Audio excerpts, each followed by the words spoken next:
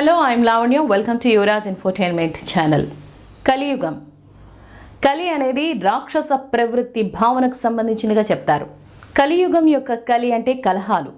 కలి అంటే అసమ్మతి అని అర్థం. పురాణ మూలాల ప్రకారం శ్రీకృష్ణుని నిష్క్రమణ తర్వాత అంటే శ్రీకృష్ణుడు స్వర్గలోకానికి వెళ్ళిన తర్వాత అంటే ద్వాపర యుగం ముగిసిన తర్వాత క్షణం నుంచి కలియుగం అనేది ఆరంభమైందని తెలుపుతోంది. మన నేటి డే అండ్ డేట్ ప్రకారంగా చూసుకుంటే ఇది సుమారుగా 17వ తేదీ ఆర్ 18వ తేదీ ఫిబ్రవరి 3102 BCE నాటిదే. కలియుగం 4,32,000 సంవత్సరాలు అంటే 1,200 దివ్య సంవత్సరాల పాటు కొనసాగుతుంది. కలియుగం 5,125 సంవత్సరాల క్రితం ప్రారంభమైంది.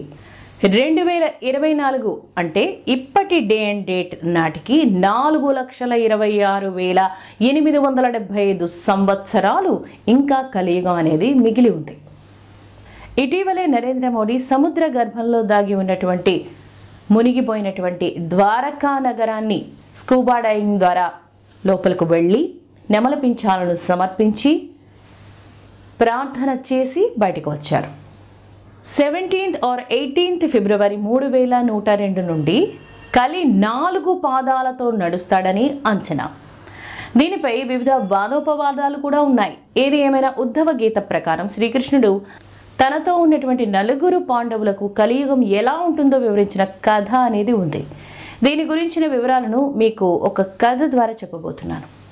శ్రీకృష్ణుడు పాండవులకు చెప్పినటువంటి కలియుగం కథ ఏంటంటే, ఒకసారి 4 పాండవులు అంటే అర్జునుడు, భీముడు, నకులుడు మరియు సహదేవుడు శ్రీకృష్ణుడి దగ్గరికి వస్తారు. ఇక్కడ గమనించాల్సిన విషయం ఏంటంటే రాజు యుధిష్ఠిరుడు అంటే ధర్మరాజు అక్కడ లేడు.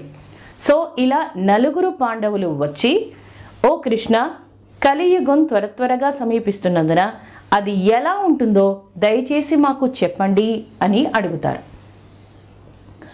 కలియుగం అని పిలువబడే రాబోయే యుగం గురించి నేను మీకు చెప్తాను, కానీ దానికంటే ముందు మీరు ఏదో ఒకటి చేయాలి.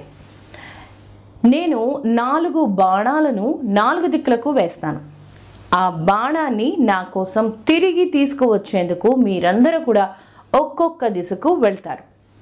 మీరు బాణం కనుగొన్న ప్రదేశంలో మీరు ఏం చూశారో దాన్ని మీరు ఇక్కడికి తెచ్చి చెప్పండి అని అంటాడు. దానికి ఆ 4 పాండవులు కూడా సరే అని అంటారు. ఈ మాటతో శ్రీకృష్ణుడు లేచి నిలబడి 4 బాణాలను 4 దిక్కులకు వేగంగా వేశాడు. 4 పాండవులు ఒక్కొక్కరు ఒక్కొక్క బాణం వెతుక్కుంటూ ఆ వైపుగా ఆ దిశగా వెళ్ళారు. మొదటి బాణం. అర్జునుడు మొదటి బాణం వెనుక వేగంగా ప్రయాణం చేశాడు. వెంటనే అతను ఆ బాణాన్ని కనుగొన్నాడు. తీగానే ఒక మధురమైన పాట అతనికి వినిపించింది. ఆ పాట ఎక్కడి నుంచి వస్తుంది, ఎవరు ఇంత మధురంగా పాడుతున్నారు అని వెతుకుతున్నప్పుడు ఆ మధురమైన పాట ఒక కోకిలది అని అతను కనుగొన్నాడు. కోకిల ఒక పవిత్రమైనటువంటి పక్షిగా పరిగణించబడుతుంది. కోకిల యొక్క స్వరం చాలా చాలా అద్భుతంగా ఉంటుంది. కానీ దాని గోళ్ళ క్రింద ఒక కుందేలు ఉంది. పాట మధ్యలో కోకిల కుందేలు మాంసాన్ని చీల్చి తింటోంది. ఇప్పటికీ సజీవంగా ఉన్నటువంటి కుందేలు భయంకరమైన నొప్పితో ఉంది. ఈ దృశ్యం చూసిన అర్జునుడు ఒక్కసారిగా అవాక్కయ్యాడు. వెంటనే శ్రీకృష్ణుని వద్దకు తిరిగి వచ్చాడు. ఇక 2వ బాణం. భీముడు 2వ బాణం కోసం వెతుక్కుంటూ వెళ్ళాడు. 5 బావులు ఉన్నటువంటి ప్రదేశంలో బాణం ఇరుక్కుపోయి ఉండటం చూశాడు. ఒక బావి మధ్యలో ఉండగా మిగిలిన 4 బావులు కూడా ఆ బావి చుట్టూతా ఉన్నాయి. బయట ఉన్న 4 బావులు తీపి నీళ్లతో పొంగి పొరులుతున్నా మధ్యలో ఉన్నటువంటి బావి మాత్రం ఖాళీగా ఉంది. భీముడు అయోమయంలో పడి అక్కడ పడి ఉన్నటువంటి బాణంతో శ్రీకృష్ణుని దగ్గరికి మళ్ళీ తిరిగి వచ్చేస్తాడు. ఇక 3వ బాణం. నకులుడు 3వ బాణాన్ని గురించి వెతుక్కుంటూ వెళ్ళాడు. అతని బాణం తీగ సమీపంలో ఒక గుంపు కనిపించింది. ఏమైందో ఏమో అని వెళ్ళి చూసేసరికి ఒక ఆవు అప్పుడే పుట్టినటువంటి దూడను లాలించడం కనిపించింది. దూడ పూర్తిగా శుభ్రంగానే ఉంది, కానీ ఆవు మాత్రం నాకుతూనే ఉంది. దూడను ఆవు నుండి తప్పించడానికి ప్రజలు శతవిధాలా ప్రయత్నిస్తున్నారు. కానీ వారు దాన్ని వేరు చేయలేకపోతున్నారు. అంతేకాదు, దూడకు తీవ్ర గాయాలయ్యి రక్తస్రావం కూడా జరుగుతోంది. ఆవు వంటి పవిత్రమైనటువంటి మరియు ప్రశాంతమైనటువంటి జంతువు తన నవజాత శిశువుకు ఇలా ఎలా చేయగలదని నకులుడు ఆశ్చర్యపోయాడు. దీన్ని దృష్టిలో ఉంచుకొని అతను తిరిగి శ్రీకృష్ణ ప్రభువు వద్దకు తిరిగి వచ్చాడు. ఇక 4వ బాణం. సహదేవుడు చివరి బాణం కోసం వెతుక్కుంటూ వెళ్ళాడు. బాణం ఒక పర్వతం దగ్గర పడి ఉంది. అతను చూస్తుండగానే ఒక పెద్ద బండరాయి పగలగొట్టబడి ఉరుములు పడటం ప్రారంభమైంది. అది దారిలో ఉన్నటువంటి భారీ భారీ వృక్షాలను ధ్వంసం చేస్తూ వెళుతోంది. కానీ ఒక చిన్న బలహీనమైన మొక్క వద్దకు వచ్చి ఆగిపోయింది. ఇది సహదేవునికి దిగ్భ్రాంతిని గురిచేసింది. అతను చూసిన దాని గురించి అడగడానికి అతను శ్రీకృష్ణుడి వద్దకు తిరిగి పరిగెత్తాడు. శ్రీకృష్ణుడి వద్దకు వచ్చి, అంటే 4 పాండవులు బాణాలతో సహా శ్రీకృష్ణుని వద్దకు తిరిగి వచ్చారు. వారు శ్రీకృష్ణుని పాదాల వద్ద ఆ బాణాలను పెట్టి ప్రతి ఒక్కరూ కూడా తాము చూసినటువంటి రహస్యమైన ఆశ్చర్యకరమైనటువంటి ఆ దృశ్యాల యొక్క అర్థాన్ని వివరించమని అభ్యర్థించారు. శ్రీకృష్ణుడు నవ్వి వివరించడం ప్రారంభించాడు. మొదటి సన్నివేశం యొక్క అర్థం. శ్రీకృష్ణుడు ఏం చెప్తున్నాడంటే, కలియుగంలో పుణ్యపురుషులు అలాగే సాధువులు కోకిలల వలె ఉంటారు. వారందరికీ మధురమైన మాటలు ఉంటాయి. కానీ వారు కోకిల కుందేలును ఎలాగైతే పీక్కుతుందో అదేవిధంగా తమ అనుచరులను దోపిడీ చేసి బాధపెడతారు. అరాచకం ఊహకి అందనంతటిగా ప్రబలుతుంది. ఇక 2వ సన్నివేశం యొక్క అర్థం శ్రీకృష్ణుడు ఇలా కొనసాగించాడు. కలియుగంలో పేద అలాగే ధనవంతులు ఒకే ప్రాంతంలోనే నివసిస్తూ ఉంటారు. ధనవంతులు అదృష్టంతో పొంగిపోతూ ఉంటే కష్టాల్లో ఉన్నటువంటి పేదవాళ్ళు మాత్రం అధికమైనటువంటి కష్టాల్లో పేదరికంలో కుంగిపోతూ ఉంటారు. వారు కష్టాల్లో ఉన్న పేదలకు ధనవంతులు అస్సలు సహాయం చేయడానికి ఒక్క నాణాన్ని కూడా విడిచిపెట్టరు.